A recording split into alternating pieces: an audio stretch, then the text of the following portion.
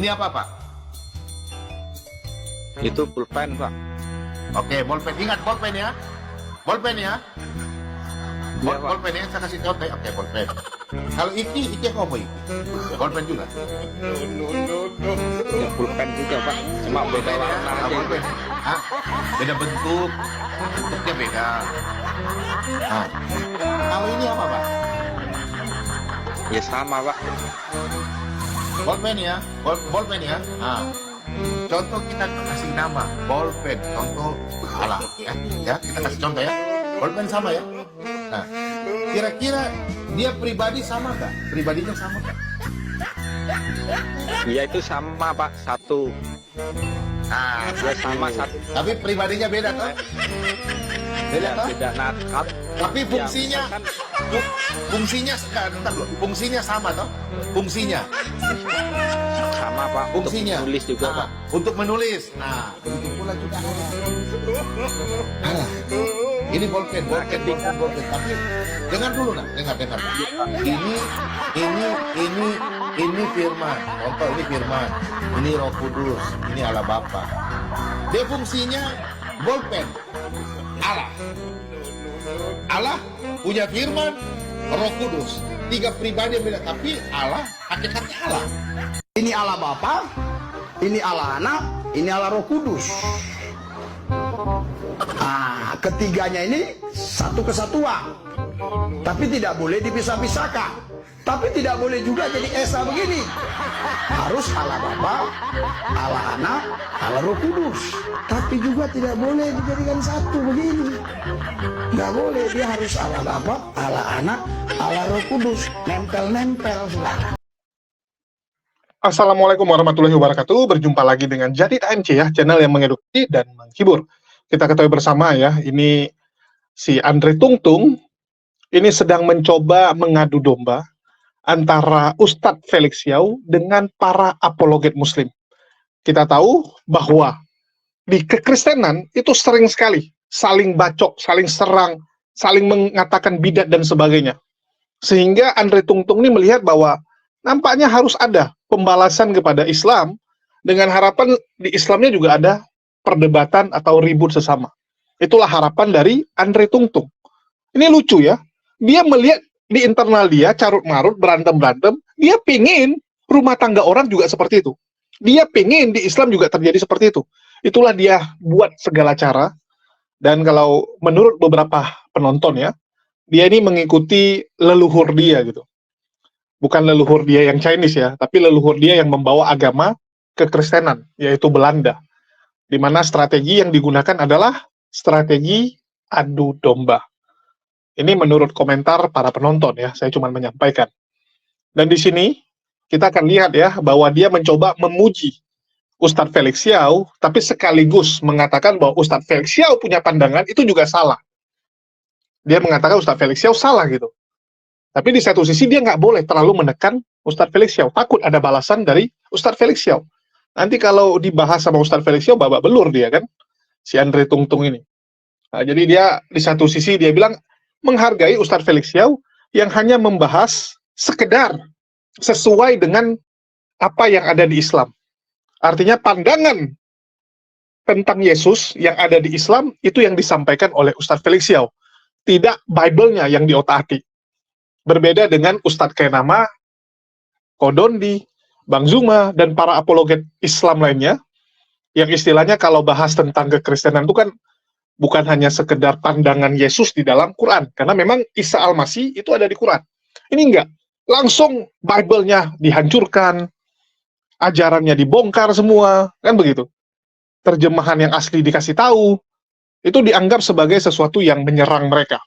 Karena kita tahu kan, mereka menganggap kalau kalian membongkar isi ajaran mereka, itu artinya lompat pagar. Walaupun yang kalian sampaikan kebenaran. Walaupun itu adalah kebenaran gitu. Contoh, kita kasih tahu tetangga kita, mobil Anda penyot tuh, bumpernya tuh, lihat tuh belakang. Memang itu benar terjadi. Tapi mereka nggak pengen dikasih tahu. Jadi kalau kamu kasih tahu kepada keluarga mereka, kalau mobil dia ada tabrakan, nanti dia dijewel sama mamanya. Wah, rupanya kamu pakai mobil sampai tabrak ya, sampai penyot bumpernya. Jadi kan mereka ingin menutupi itu. Menutupi apa yang terjadi. Jangan kalian kasih tahu. Nah, itu harapan dari Andre Tungtung. Jadi sebenarnya, ya itu kan sesuatu yang memang mereka sembunyikan. Terus tiba-tiba ada teman-teman yang bongkar-bongkar, ya tentu saja itu membuat mereka ngamuk, teman-teman. Sama seperti saya bilang tadi. Kamu tahu bahwa salah satu anggota keluarganya ini kerja yang nggak benar. Kerja yang nggak benar, kerja yang haram. Terus kamu sampaikan kepada anggota keluarganya. Kira-kira apa yang terjadi? Pasti perang mereka. Wah, ternyata kamu ya kerja nggak benar gitu kan. Ternyata kamu kerja haram. Mereka akan berantem. Walaupun itu kebenaran, tapi janganlah diungkapkan. Tolong disembunyikan. Nah, itu harapan dari teman-teman kita sebelah. Itulah kenapa mereka begitu marah kalau ajarannya itu dibongkar. Mereka tahu itu fakta. Mereka tahu bahwa memang Yesus itu hanya kurios.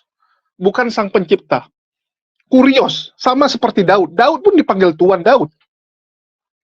Tapi jangan dikasih tahu kepada jemaat. Gawat, teman-teman. Jadi memang ya, setelah ada diskusi-diskusi yang di medsos ini, kita bisa melihat banyak sekali gereja-gereja yang sekarang jadi kesusahan. Banyak gereja itu jemaat-jemaatnya nanya sama pendeta, Pak, saya dengar tuh di TikTok, dengar di YouTube. Di YouTube dibilang bahwa kekristenan tuh begini-begini. Kalau ajaran kita tuh begini-begitu. Benar nggak gitu kan? Pendetanya langsung ayo gitu. Ini yang dibahas dalam sekali gitu. Saya pun nggak pernah belajar. Banyak pendeta sampai kelabakan seperti itu. Yang dibahas terlalu dalam, sampai kelas pendetanya saja nggak tahu, teman-teman. Nggak tahu. Kalau kita udah bahasa Ibrani, bahasa Aramaik, itu pendeta bingung gitu. Hah? Apaan itu gitu kan? Bahkan ya, sampai detik ini, kalian boleh survei. Masih banyak pendeta-pendeta di luar sana yang nggak tahu bahwa Yesus itu kurios. Mereka pikir Yesus itu Tuhan. Karena mereka hanya berdasarkan kitab LAI. Mereka nggak pernah pelajari aslinya seperti apa. Nggak tahu. Begitu dikasih tahu, terkejut mereka. Itulah banyak ya, kalau di diskusi-diskusi, terutama di komal TikTok, tiba-tiba naik tuh. Orang Kristen yang nggak pernah mengenal dunia debat, walaupun dia pendeta, sekalipun dia pendeta, begitu dijelaskan sama Bang Zuma, dijelaskan sama Kores, bingung dia. Loh, benaran dia bilang. Terkejut dia. Loh, ada seperti itu. Karena dia jadi pendeta pun, dia selama ini cuma dikasih tahu, Yesus Tuhan, Yesus Tuhan, Yesus Tuhan. Udah telan mentah-mentah. Dia nggak tahu sebenarnya itu dari mana asal-usulnya. Nggak tahu. Begitu kita buka kan terkejut. Nah, itulah upaya dari si Andre Tungtung ini ya. Dan kita coba dengarkan dulu ya statement dia. Ini singkat aja, tolong jangan di-skip ya. Saya beranggapan Felixiao berbeda dari dalam hal ini dari Don Ditan, Kainama, dan mualaf-mualaf yang lain yang pada umumnya itu suka cari gara-gara atau memberikan narasi untuk menghina kekristenan. Dalam hal ini saya menghargai Felixiao yang hanya membuat narasi atau hanya melakukan kajian dan tidak bermaksud untuk mencela kekristenan. Saya sangat hargai itu. Nah, menurut saya karena itulah kenapa saya mengatakan bahwa ini adalah mengimbangi narasi Felixiao. Jadi tidak untuk tidak untuk memberikan sebuah serangan balik, tidak, sama sekali tidak. Hanya menjelaskan begitu ya tentang Petrus, Paulus, dan asal-usul kekristenan. Yang kedua, saya ingin meluruskan simpang siur informasi tentang kekristenan yang dibicarakan oleh Felixiao. Nah, dalam hal ini tentu saja sebagai orang Kristen kita berhak untuk memberikan informasi yang berbanding kepada orang-orang yang sedang membicarakan tentang Petrus, Paulus, dan tentu saja tentang Yesus dan tentang sejarah kekristenan. Karena itu sebagai orang Kristen perlu menurut saya untuk meluruskan simpang siur yang ada. Dan yang terakhir tentu saja kita berharap bahwa umat beragama di Indonesia itu lebih menghargai perbedaan. Bahwa hanya karena saya percaya misalnya sebagai orang Kristen, saya percaya Yesus sebagai Tuhan, tidaklah harus saya memaksa orang lain untuk mengakui bahwa Yesus sebagai Tuhan. Misalnya saya dengan teman-teman yang Muslim, saya tidak akan memaksa teman-teman yang Muslim untuk mengakui Yesus adalah Tuhan. Karena bagi saya, bagi orang Kristen, itu adalah karya Roh Kudus untuk menjamah seseorang untuk mengakui Yesus sebagai Tuhan. Jadi, saya tidak akan memaksa, meskipun saya percaya Yesus adalah Tuhan.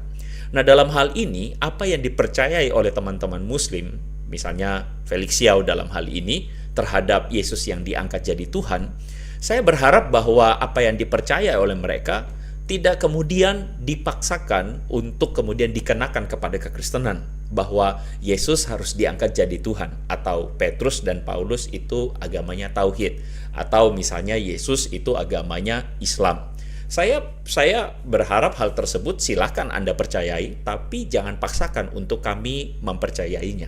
Sehingga itulah sebabnya kenapa saya katakan umat beragama di Indonesia itu lebih menghargai perbedaan. Kalau memang berbeda secara teologi, ya sudah, nggak apa-apa. Biarlah publik yang kemudian menilai. Yang saya harapkan adalah teman-teman yang menonton, Andalah yang kemudian mempertimbangkan mana yang lebih masuk akal. Argumen saya atau argumennya Felix Xiao. Nggak apa-apa, itu pilihan Anda. Dan tentu saja saya lakukan ini sebagai sebuah penghormatan. Maksudnya saya lakukan ini dengan sebuah respect dan hormat kepada Felix Xiao, bahwa saya hargai karena Felix Xiao dalam hal ini tidak menyerang kekristenan. Begitu ya. Oke. Ini Teguh lagi ngomongin apa nih Teguh? Bro Teguh. Halo Bro Teguh ya. Saya kelewat ya. Oke, jadi makanya menurut saya adalah dalam hal ini kita harus hadir di dalam menghargai keperbedaan ya, dan saya menghargai dalam hal ini sekali lagi Felix Xiao yang tidak utak-atik ajaran Kristen seperti yang dilakukan oleh Kainama dan Don Ditan, yang menurut saya ya saya cukup hargai itu. Oke teman-teman ya, saya pikir disclaimer-nya sampai di sini saja. Ini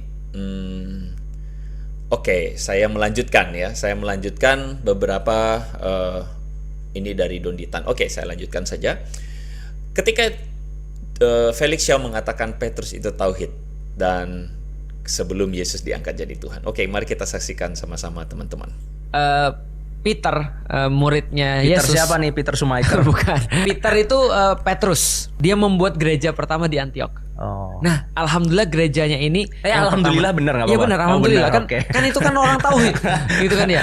Sebentar, tapi Petrus itu sudah di masa ketika Yesus sudah diangkat jadi Tuhan ya sama mereka ya? Enggak.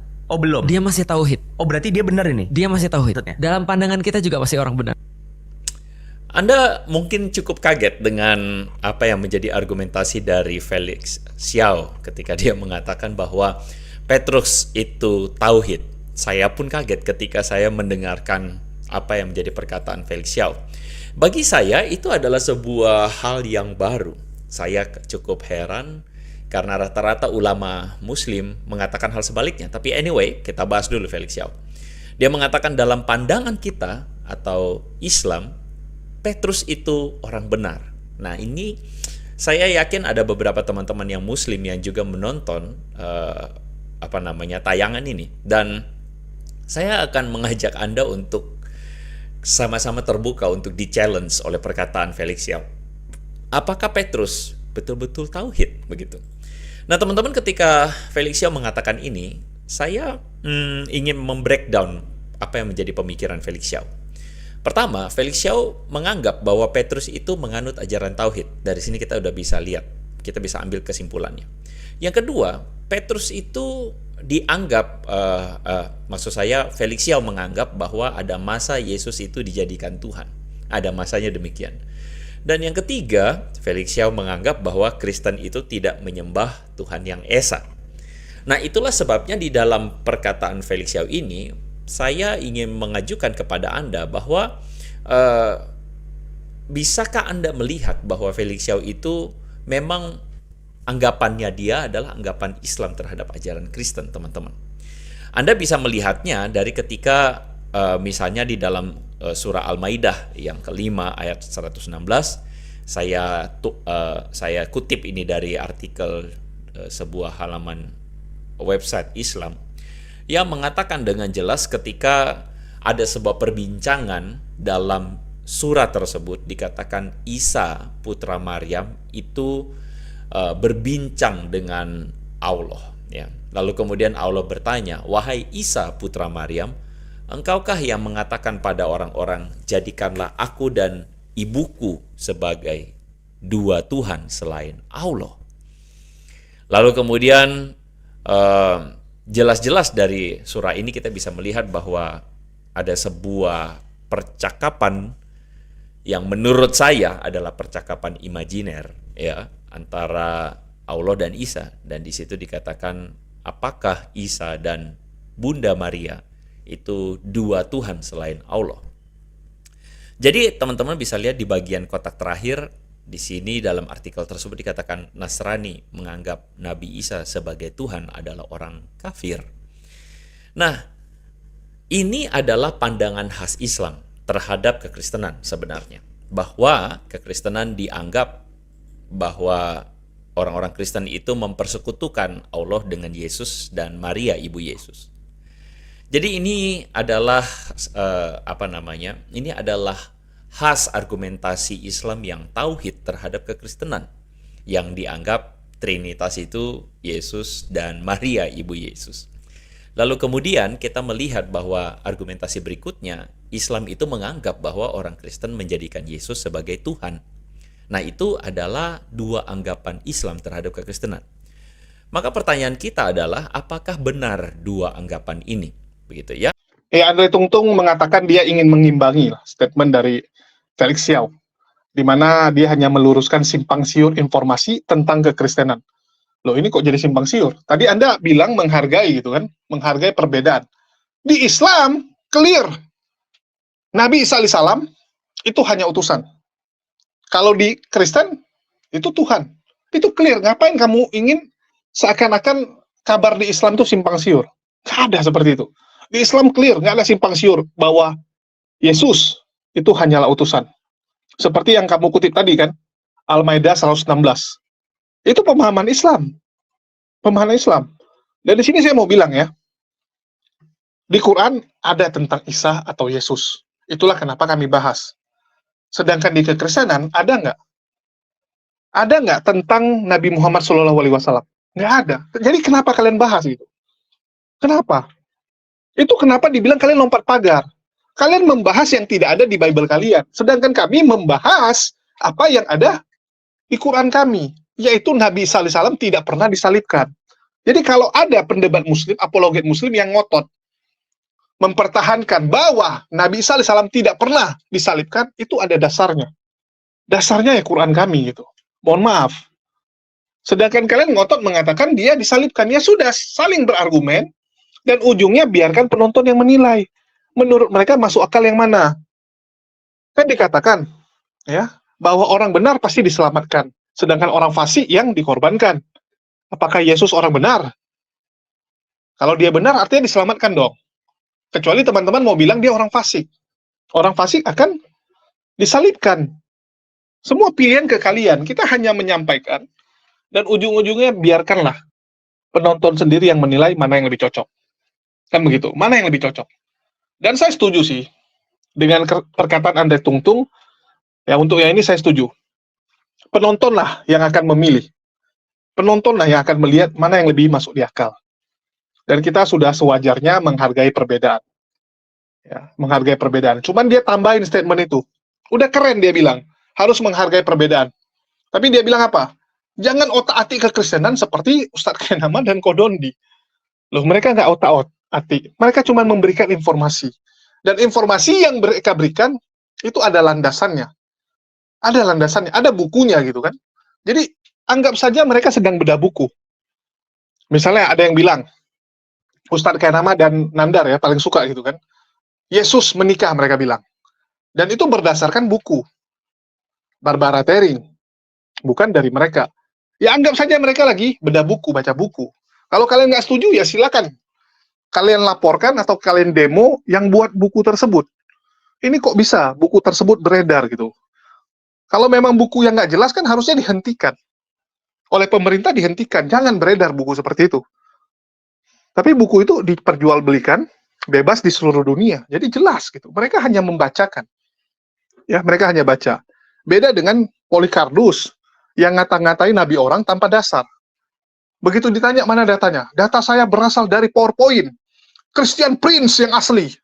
Data saya berasal dari J. Smith. Loh, ini data atau apaan gitu? Data kok, cuman PowerPoint hujatan isinya. Kan nggak nyambung, betul tidak? Nggak nyambung.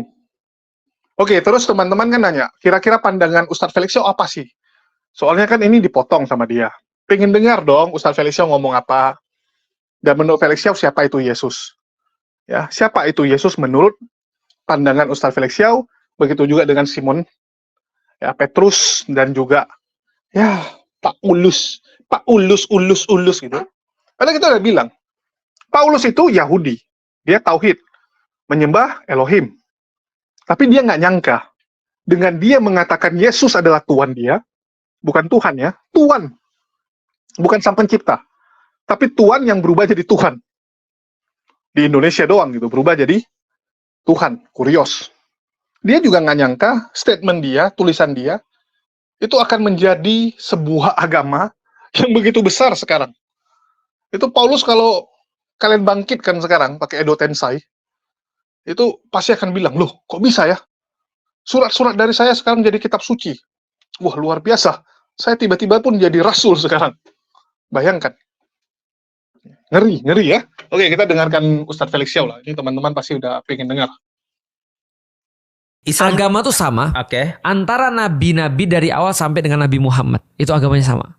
Oke, iya Islam. Termasuk dengan yang Iya. diyakini oleh mereka sebagai agama Katolik, Nasrani. Iya. Itu menurutku sama semuanya. Karena kenapa? Banyak hal yang sama. Karena kenapa? Antum bayangin ya. Orang Indonesia kan banyak kan Muslim. Dia hati-hati dengan pemurtatan. Hati-hati lu nanti di situ dibaptis lu. Iya. Dibaptis itu diapain? Dibaptis di bayat bukan? Bukan, dimandiin. Oh, iya dimandiin. Baptis itu dimandiin. Nah, ketika dibaptis dimandiin, pertanyaanku adalah gimana cara orang masuk Islam? Orang masuk Islam, syahadat. Syahadat. Sebelum syahadat ada sunnahnya. Mandi. Mandi dulu, mandi wajib. Heeh. Syahadat, baru sholat 2 rakaat. Pertanyaanku, mereka mandi itu ngapain? Ketika ada orang mau masuk, Oh. kan dimandiin kan, Ngirit dibersihkan. maksudnya, Sama membersihkan Iya. daripada hadas. Oke. Sholat ada nggak sholatnya? Mereka ada ya? Ada juga. Doa juga ada. Puasa ada nggak? Ada. juga. Semua hampir Sunat. sama. Sunat juga ada. Artinya semua hampir-hampir sama. Nah justru ketika aku merasa kita tuh sama, mereka malah bilang enggak kita beda lu. Iya, Udah iya. lu kalau lu Isa aja lah. Yesus udah jangan ngomongin Yesus lu. Iya. Aku pernah diprotes. Katanya jangan masuk kamar orang. Katanya jangan bahas agama orang lain. Ha. Lu masih nostalgia agama yang lama apa lu bahas-bahas Yesus? Nah. Dalam pikiran gue nih. Loh. Emang di dalam Al-Quran gak bahas Yesus apa? Ah. Sama dibahas Yesus. Iya, artinya kalau memang ini adalah agama yang sama, bukan berarti kita masuk kamar mereka. Ini Betul. masih agama kita. Betul. Kalau kamu meyakini Yesus versi kamu nggak apa-apa. Tapi aku meyakini Yesusku versinya begini. Iya. Gitu loh. Loh kenapa lu pakai nama Yesus? Emang nggak boleh? Itu kan ya. Iya, iya, Emang lu siapa menentukan istilah? Ya, itu baru sekarang atau Iya. sudah dari dulu sih mereka itu berjuang untuk memisahkan antara Isa dengan Yesus. Ternyata dari dulu. Oh gitu. Ternyata dari dulu. Tapi ya ada yang mereka nyamain, ada yang beda. Kalau misalnya kata Allah itu kan Muslim ya. Ha-ha. Mereka menyebutnya dengan Allah. Oke. Padahal di dalam Alkitabnya Tuhannya namanya Yahweh. Yahweh. Yehua. Yehua. Itu Yahua. bukannya Yahudi. Yahua itu di dalam Alkitab. Jadi Yahua. Ya kadang-kadang kan kalau misalnya di dalam Alkitab kan ada banyak ya. Ada Elohim. Ya sebenarnya kan sama ya. Cuma pronounce-nya aja beda. Elohim kan Allah. Allahumma. Allahumma. Elohim kan Iya, Allahumma. Misalnya contoh kayak tadi Yahua dan segala macam. Ya pokoknya itu tentang istilah lah ya. Abraham. Iya, Abraham. Ibrahim. Ya Yakub gitu kan ya. Yakub. Yakub gitu kan ya. Lalu kemudian apa lagi? Aaron. Yosua. Yesua, Yesus gitu kan ya. Yesua. Ada Yasua. Yesus itu bacaan juga Isa. Kok bukannya Joshua itu Yusa bin Nuh itu? Yosua itu Yosua. Ah. Yosua Yusha bin Nun, bukan Isya. Yusha bin Nun. Yusa bin Nun, iya benar. Itu adalah Yosua. Yasua. Itu ada ingat loh di kita juga ada Isa, ada siapa lagi yang mirip-mirip? Ada Ish. Nabi Ish bin Yakub. Iya. Ada lagi kalau di sana tuh ada, aduh kok aku jadi lupa ya. Yesaya, Yosua, Yesus itu beda-beda. by the way, Yesus itu juga bukan pronunciation daripada Ibrani loh. Oh, terus dari mana muncul? Yesus itu pronunciation Yunani. Yunani itu kalau antum pergi ke Turki kemarin ke Konstantinopel, itu semua orang Yunani itu tidak bisa kecuali memakai konsonan di belakang. Harus dimatiin. Mereka harus matiin, nggak boleh dihidupin, nggak boleh ada vokal. Berarti bahasa awalnya adalah Isa, Esau, Isa, jadi Yesus. Oh. Tulisannya Yesus. Yesus. Iya, Yesus tulisannya. Oh. Kristos. Kristos itu ya Chi sama Ro, terus jadi Kristos. Tadinya apa pertamanya? Ya nggak pakai S. Oh. Nah berarti kemudian ketika di dalam bahasanya adalah Al-Masih. Cuma nggak ada Al-Masih di sana jadi Kristos. Oh. Jadi Yesus atau Isa Al-Masih jadinya Yesus Kristus. Itu nggak ada masalah. Tapi by the way intinya adalah aku merasa kok sama banget ya. Iya. Termasuk kisah-kisahnya mereka juga relate dengan kita. Iya. Dan by the way Habib An-Najjar As-Suri ini adalah orang Suriah dan berkeyakinan Iya, dari Tauhid. mana nih kita ngelihatnya tauhid? Tauhid. Oke. Tapi dia adalah umatnya Nabi siapa? Dia kan ada 3 nabi yang nanti yang diutus. Betul. Tapi di-mention emang namanya. Aku membaca kalau seandainya Ashabul Kahfi yang kita bahas kemarin adalah dari Musa sampai dengan Isa. Maka Habib An-Najjar ini adalah pasca Isa. Setelah Nabi Isa. Setelah Nabi Isa. Makanya yang Sebentar, berkeyakinan setelah Nabi Isa sampai Nabi Muhammad bukannya nggak ada nabi. Nah, makanya di dalam Al-Qur'an yang dikisahkan bahwasanya kami mengutus di antara 3 rasul kepada mereka. Yang dimaksud rasulnya adalah para rasul. Para rasul ini adalah para sahabat Isa, Hawariyun. Oh gitu. Dan di Bukan. Antakia itu ada 3 sahabat Yesus atau Hawariyun yang mereka bilang adalah para rasul. Jadi sampai sekarang orang Katolik menyebut nih Yesus itu dibersamai oleh para rasul, 12 rasulnya. Intinya orang yang membawa risalah. Tapi maksudnya bukan nabi sebagaimana. Nah, kalau istilah kita, rasul itu adalah orang yang membawa risalah daripada Allah. Ada nabi, ada rasul. Iya. Tidak semua nabi rasul. Tidak semua nabi rasul. Oke. Tapi setiap rasul pasti nabi. Nabi. Nah, tapi kalau penyebutan 3 orang ini rasul apa nabi? Bagi mereka Hawariyun. Bagi kita? Bagi kita ada pembahasan tafsir Hawariyun. Oh. Gitu. Oke, kita masuk ke ceritanya teman-teman. Tadi baru pengantar ya. Pengantarnya Iya, panjang kan? Luar biasa. Kok ini lagi? Nggak ada gambar lain. Oh, iya, Udah, Allah. anggap aja pokoknya ini Roma. Iya. Gitu kan. Susah nyari gambar-gambar itu. Iya. Udah bagus ini. Iya. Ya, jadi ini setupnya ceritanya ya di Romawi.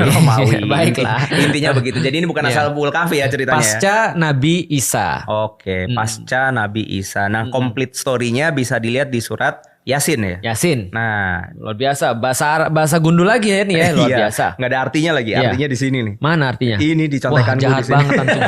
Waja'a min aqsal madinati rajulu yas'a. Antum gak cerita sebelumnya? Iya, background story dulu. Ya, Jadi oke. pada masa itu banyak sekali utusan-utusan. Oke. Tapi ini kalau berbicara nabi berarti sebelum Nabi Isa ya. Ya. Itu kan yang bahkan sampai dikatakan orang Roma itu sampai bisa bunuhin berapa ratus nabi itu sehari. Benar. Gitu kan ya? Kenapa sih mereka begitu? Sebenarnya mereka itu sudah terpengaruh sama Yahudi. Ingat loh, ini masa-masa, lihat ya. Ini masa-masa kalau ini adalah pascanya daripada Nabi Isa, berarti setelah Nabi Isa, berarti ini masih bisa melibatkan Yahudi. Oke. Karena Yahudi kan baru diusir dari Baitul Maqdis, itu Iya. kan 135 Masehi. Oke. Nah, itu kan baru diusir 135 dan nggak boleh balik lagi ke sana. Nah, tapi Berarti mereka ini- masih ada di daerah situ. Oh, berarti sebelum 135 mereka masih bercokol dan menguasai pemikiran orang-orang di istana bahkan segala rupa ya. Dan kita harus ingat siapa yang memprovokasi Romawi untuk menyalib Yesus. Yahudi. Oh. Itu adalah yang memprovokasi Yahudi. Yang lebih tepatnya adalah bos-bos Yahudi namanya Sanhedrin. Mereka punya majelis ulama Yahudi. Wow. Namanya Sanhedrin. Mui gitu kan ya. Ya itu kalau bahasa kita ya, tapi nggak gitu juga sih. Iya. Nah, jadi itu adalah Sanhedrin namanya. Nah, itu yang memprovokasi dan mereka bisa punya suara yang didengar sama orang-orang Romawi. Tapi ketika mereka sendiri bikin masalah dan di-ban sama orang-orang Romawi. Berarti emang dari dulu sampai sekarang itu memang orang-orang di belakang layar mereka itu ya? Oh iya, dan masalahnya adalah mereka tuh kayak PKI. Waduh. Setelah mereka itu provokasi untuk menghilangkan satu bagian daripada masyarakat, mereka sendiri bikin kudeta. Itu pemberontakan Bar Kokhba itu. Lalu kemudian ketika terjadi pemberontakan itu dihabisin semua dan di-ban Itu untuk masuk ke tahun-tahun Baitul berapa Maqdis. tuh Bar Kokhba? 135 kalau saya nggak salah. Itu iya Bar Kokhba 132 sampai 135. Nanti coba dicek ya. Kalau salah nanti Nah setelah itu mereka baru diusir. baru diusir. Nanti coba dicek, nanti coba di komentar ya. Iya, Jadi nah setelah itu mereka diusir oleh kaisar namanya Hadrianus Hadrianus. yang mendirikan kota Edirne. Oh, Nah, itu Kaisar Hadrianopel itu Hadrianus. Awalnya Hadrianopel. Hadrianopel. Hadrianopel itu didirikan oleh dia 135. Hadrianus mendirikan sebuah perjanjian bahwasanya tidak boleh orang Yahudi masuk lagi ke daerah itu. Maka daerah itu yang awalnya namanya Yudea diganti menjadi namanya Aelia Capitolina. Masih ingat Capitolina? Capitol artinya Yang 3 tadi. dewa tadi. Aelia itu nama keluarganya, nama keluarga Hadrianus. Jadi Aelia Capitolina artinya kotanya Hadrianus yang ditujukan untuk menyembah 3 dewa itu. Nah maka kemudian ini Jupiter, kejadiannya di situ. apa tadi Jupiter, Juno sama Minerva. Minerva. Nah itu adalah ditujukan untuk itu. Nah maka ini kejadiannya ya di situ. Mereka sudah nggak suka sama orang-orang Yahudi dan mereka kemudian dalam tanda kutip membunuhi orang-orang yang bikin rusuh. Karena mereka sudah udah jengah ngelihat orang Yahudi. Sebenarnya bukan mereka masalahnya sama orang Nasrani, enggak, tapi sama orang Yahudi. Karena Nasrani akhirnya dibuat oleh mereka kan sebagai sebuah agama negara. Oke. Pada tahun 325 gitu Oke. jadi kira-kira. Intinya mereka yang sudah banyak membunuh nabi itu di masa pasca Nabi Isa berarti. Iya. Berarti ini ada 3 Hawariyun. Iya, ada 3 Hawariyun. Tadi apa? Aku bilang mau ngomong tersangka, tapi kan ini bukan tersangka. Siapa kemungkinan besarnya? Ya. 3 itu? Ada kemungkinan besar ya Petrus. Yang kedua Simon atau Syamun. Simon. Yang ketiga seperti biasa aku lupa. Nanti coba komen ya. Serius aku lupa. Yang ketiga ini siapa? Nanti cari ya. Ya nanti cari. Siapa tuh temennya Peter sama Simon tuh? Simon. Nah, Iya. nanti coba aku cari ya. Oke. Coba aku cari sekarang aja Pak ya. Ya udah carilah sambil Ya, dicari. sampai antum Intinya cerita adalah lah. ada sebuah tempat di daerah Suriah berarti sekarang Ya. ya. Di mana 3 Hawariyun ini berdakwah tapi mereka itu dinafikan sama Ya. umatnya. Oke. Nggak didengerin lah. Ya. Namanya nggak direken. Ya. Bahkan boleh dibilang ya dikucilkan lah 3 nabi ini. Lah kemudian wajah amin aqsal Madinah rojulun yas'a. Yas'a. Akhirnya kemudian terlihat ada orang datang dengan tergopoh-gopoh. Gitu, tergesa-gesa gitu, datang ke tempat di mana orang-orang tadi itu, umat tadi itu menafikan 3 Hawariyun tadi itu. Ya. Rojulun yas'am, dia seorang pemuda datang dari jauh dan kalau boleh dibilang ini datangnya dari tempat yang terpencil. Ya, oke. Gitu. Aqsa itu artinya yang paling jauh. Oh gitu. Wajah min Aqsal Madinah. Aqsa itu adalah ujung. Kayak Masjidil Aqsa. Itu the farthest mosque. Oh. Berarti then there come from the farthest part of the city. Sudah kayak Harry Iya. Potter. Berarti kabupaten paling deso. Bekasi. Iya. Jadi Habib Anajar orang Bekasi guys. Iya. Macet nih, jalannya jauh nih. Ya akhirnya dia datang, kemudian dia berkata, Kola, ya kaumit tabiul mursalin. Dia Oke. kemudian berkata, wahai kaumku. Gak dapat lagi. Nanti lah aku coba kesana lagi ya. Ya udah. Nanti kalau yang tahu komen ya. Iya. Oke. Mereka berkata, Ya dia kaumit berkata, tabi'u mursalin. ikutilah utusan-utusan itu. Iya, para mursalin. Kenapa kamu nggak ikutin mereka? Ya. Ada kalimat menarik, ya kaumi. Kenapa dia nyebutnya kaumku? Karena dia adalah orang lokal. Oh. Dia orang lokal. Jadi perlu diingat teman-teman sekalian, bahwasanya Yesus itu orang mana? Iya. Nggak tahu. Yesus itu lahir di Bethlehem. Orang besar- baik-baik. Iya benar, orang baik-baik. Orang baik-baik dan orang baik ya. Iya. Nah artinya dia lahirnya di Maqdis. Dia lahirnya di Baitul Maqdis. Iya. Artinya dia orang Maqdisi, dia orang Palestina. Atau gampangnya orang Maqdisi lah. Oke. Nah orang Bethlehem besar di Nazaret, karena itu dia dibilang adalah Yesus orang Nazaret. Nazaret jadi Nasrani nggak? Betul, ada yang berkata bahwa dari Nazaret itulah kemudian dikatakan Nasoro. Nah, bahwasanya orang-orang ini Yesus ini punya banyak murid. Murid-muridnya sudah pasti ya orang-orang di sekitar situ tempat dia berdakwah. Nah, tempat ini adalah di tempat yang lumayan jauh daripada asal mereka. Mereka berdakwah di sana. Jadi, bisa dikatakan bahwasanya ini orang lokal. Oke. Jadi native people, inlander. Native. Iya. Gitu. Ini apa namanya? Akamsi. Akamsi, anak Iya. kampung sini. Iya. Nah, jadi ini adalah orang lokal, sedangkan mursalin ini atau orang-orang yang mendakwai mereka ini bisa dikatakan bukan orang di situ. Iya. Antum bisa bayangin ya, dulu Madinah itu lebih kecil daripada Masjid Nabawi yang sekarang. Lebih kecil dari pagar tembok pinggirnya Betul. itu. Berarti kalau misalnya di luar itu, berarti dikatakan bukan Madinah. Oh. Itu sudah di luar Madinah. Anu kebayang nggak tuh kalau misalnya kita sudah lewat, kita Iya. dari tengah tuh rumah Iya, iya. Rasul misalnya ya, lalu kemudian jalan ke pagar, itu sudah keluar kota. Jadi orang-orang zaman dulu Bisa itu jamak kosor. bisa jamak kosor. Nggak gitu juga ya Iya, iya, iya. pembahasannya. Jadi ini adalah di luar kampung udah dianggap beda. Iya. Nah, apalagi ini min aqsal Madinah, Min dari aqsal Madinah. dari kota yang paling ujung datang karena rasul-rasul ini datang pada mereka Iya. menyebarkan tauhid yang dibawa oleh Nabi Isa. Iya. Nah, jadi itu orang lokal. Dan orang ini tidak diketahui. Iya. Makanya disebut dengan tadi istilahnya Habib An-Najjar. Rojulun. Dia adalah pemuda yang dicintai. Maksudnya orang-orang tuh suka dengan Iya. kalimat-kalimatnya. Dia itu apa ya? Relate gitu Iya. ya. Mungkin bahasa zaman sekarang ya. Dengan bahasa-bahasa orang karena dia orang lokal Iya. tadi. Dan profesinya yaitu tadi tukang Iya. kayu. Kan rojul ini jantan. Oh. Heeh. Gitu. Oke. Datanglah orang jantan. Datanglah orang jantan. Yas'a, tergopoh-gopoh. Nah, nanti kita akan melihat bahwa ternyata justru dari kalimat-kalimat sederhananya Habib An-Najjar ini, Iya. itu malah kaum itu jadi beriman. Betul. Nah, kita lihat model retorikanya atau cara Oke. dia bercerita. Ittabi'u malayas alukum ajro. Wahai kaumku, ayo kita ikutin orang-orang ini. Kenapa? Ittabi'u. Gratis. Iya, ittiba. Iya.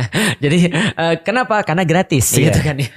Subscribe. Subscribe Iya. gratis. Kamu subscribe lah ke Hawariyun itu karena subscribe itu gratis. Iya. Itu mungkin bahasa-bahasa mudah ya. Iya, ittabi'u. Ayo ikut yuk gitu kan ya. Ayo, karena ittiba di sini kan bermakna bukan hanya mengikuti ya, tapi Iya. meneladani. Iya. Gitu kan ya. Jadi Gitu. kalau terjemah aslinya, maksudnya terjemah Indonesianya, ikutilah orang yang tiada minta balasan kepadamu. Maksudnya Habib ini kayak ngomong, kenapa kita harus ngikutin dia? Emang dia untung apa? Betul. Kita itu nggak nguntungin dia loh dengan Motifnya nggak ada. motifnya nggak ada. Oke. Ini juga bisa menjadi standar kita untuk milih orang-orang baik di sekeliling atau di negara ini ya. Iya. Ya artinya kalau mau cari orang baik, cari orang yang nggak punya kepentingan. Mm-mm. Gitu. Nah, Which is enggak, ini balik lagi aja udah. Jadi maksudnya ini orang-orang Hawariyun ini dia tuh nggak punya kepentingan kecuali Iya. untuk menjelaskan kebenaran. Betul. Kamu harus ikutin dia. dia nggak minta duit kok karena dia udah kaya. Iya. Berarti motifnya bukan duit. Iya. Dia udah nikah kok, dia nggak perlu istri lain. Iya. Oke. Lalu Gitu. apa yang dia mau? Keselamatanmu. Iya. Gitu. Misalkan contoh nyari pemimpin gitu. Iya. Cari pemimpin yang nggak butuh uang. Iya. Bukan malah mau memanfaatkan Indonesia untuk kepentingan dia Iya. misalnya. Harusnya gitu. Siapa contohnya? Enggak, ini contoh Oke. aja. Udah basi juga 5 tahun lagi nih kita ngomongin ini Ya. baru Wahum relate. muhtadun. Dan tidak hanya mereka tidak minta uang. Kalau orang cuma nggak minta uang tapi dia Banyak. dia nggak tahu mau kemana, ya percuma. Iya. Tapi mereka tahu mereka mau kemana karena Iya. mereka mendapatkan sebuah arahan, direction. Oke. Jadi ini logika sederhana kata si Habib An-Najjar kepada umatnya. Kenapa kita harus ngikutin orang ini? Karena orang ini tidak mengambil keuntungan, Ya. tapi dia juga punya petunjuk untuk nunjukin kita jalan yang lurus. Betul, karena gini ya ceritanya ya, bahwasanya kalau kita tahu kondisi-kondisi seperti ini, kita bisa ngerti bahwasanya murid-murid Yesus itu adalah kebanyakan orang-orang Yahudi. Makanya Paulus itu dikatakan adalah bukan orang-orang yang Paulus ini adalah orang yang diutus bukan untuk orang Yahudi. Paulus orang yang diutus bukan untuk orang Yahudi. Karena jamaahnya itu bukan orang Yahudi, non-Jews. Oh, Gitu, goyim kalau kata orang Yahudi. goyim. Iya, nah maka magel. magel. Nah, bisa jadi orang-orang yang ada di Antakia, Adana sama Antakia kan dekat. Ini orang-orang bukan Yahudi. Sedangkan murid-murid Yesus ini Hawariyun ini adalah orang Yahudi, nggak nyambung. Oh. Sedangkan Habib An-Najjar ini adalah orang lokal. Aku paham. Ya, itulah pandangan Ustaz Felix Yau mengenai siapa itu Yesus. Ya, terus juga mengenai Paulus. Jadi sekali lagi teman-teman ya, Paulus itu tauhid. Yes, Paulusnya tauhid, tapi ajaran dialah yang menjadi biang kerok, Trinitas, oneness dan sebagainya. Yang membuat Yesus derajatnya diangkat. Gara-gara ajaran dia yang belum clear, nggak jelas. Ya, saya katakan nggak jelas menurut pandangan saya ya. Sekali lagi pandangan saya. Karena orang Kristen kan masih bingung sampai sekarang. Masih bingung siapa Tuhan mereka. Coba lihat. Masih berantem kan? Sudah 2000 tahun masih ribut antar mereka. Kenapa? Karena tidak ada kejelasan. Dari Yesusnya, kalau ditanya Anda siapa? Menurutmu saya siapa? Yesusnya jawab seperti itu. Datang si Paulus juga sama. Yesus Tuhan. Tuhan. Sedangkan Elohim, Allah. Sang pencipta. Nah, jadi karena penjelasan yang nggak jelas seperti itu, membuat orang berasumsi ria. Ngerti nggak teman-teman? Dan manusia memang suka ya, berasumsi ria tanpa dasar yang jelas. Contohnya apa? Contohnya ada seseorang datang ke desa. Orang tersebut membantu desa tersebut. Padahal dia cuma orang kaya yang lagi mampir gitu. Nggak sengaja mampir ke situ mungkin karena ada kegiatan atau mau foto-foto ya. Dia lihat, oh tempat situ bagus, dia mau ke sana main lihat. Terus dia lihat penduduk desa lagi kesusahan. Ya udah dia bantuin. Misalnya dia bantu kirimkan makanan. Ya dia pesankan apa, atau dia bantu carikan pembeli dari barang-barang desa itu.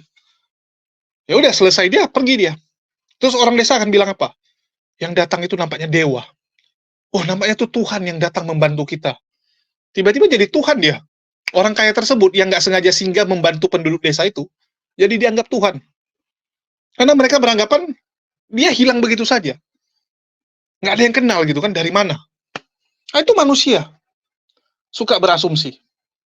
Dan tadi saya lupa ya, ada statement dari siapa nih? Aduh, Andre Tungtung. Ya, ada statement dari Andre Tungtung yang sedikit kurang ajar. Dia mengatakan apa teman-teman? Bahwa Al-Maidah 116 itu imajiner.